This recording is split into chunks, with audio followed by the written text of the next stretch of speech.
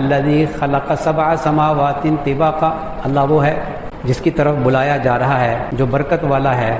الذی خلق سبع سماوات طباقا ما تری فی خلق الرحمن من تفاوت، تمہیں اللہ کی اس تخلیق کے اندر کوئی عیب تم نہیں دیکھو گے. ما تری فی خلق الرحمن من تفاوت فارجع البصر هل تری من فطور ثم ارجع البصر کرتین ینقلب الیک البصر خاسئا وهو حسیر. تو اپنی نظروں کو اٹھا کر دیکھو، تمہیں اس آسمان کے اندر کوئی عیب نظر نہیں آئے گا. پھر اٹھا کر دیکھو، تمہاری نگاہیں تھک کر واپس لوٹ آئیں گی، تمہیں اللہ کے اس شاہکار کے اندر کوئی عیب نظر نہیں آئے گا. یہ اللہ تعالیٰ نے دعوت دی ہے اور سمجھایا ہے کہ تم میری مخلوق کے اندر غور کرو تو تمہیں ہماری معرفت حاصل ہوگی. جب معرفت حاصل ہوگی تو زندگی کا مقصد حاصل ہو جائے گا. اللہ تعالیٰ نے وما خلقت الجن والانس الا لیعبدون کہ اللہ نے انسانوں کو اور جنات کو نہیں پیدا کیا مگر اس لیے کہ وہ اللہ کی عبادت کریں.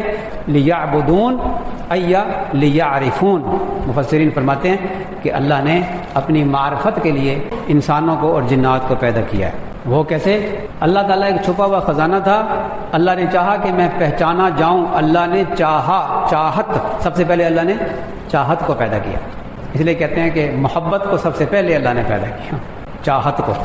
اللہ نے چاہا کہ میں پہچانا جاؤں تو اللہ تعالیٰ نے اپنی مخلوق پیدا کی. پھر اس مخلوق میں سب سے افضل مخلوق اپنا خلیفہ وہ انسان کو پیدا کیا. تو پہچانا جاؤں میں تو اللہ کی معرفت کا حاصل کرنا وہ انسان کی زندگی کا مقصد اصلی ہے.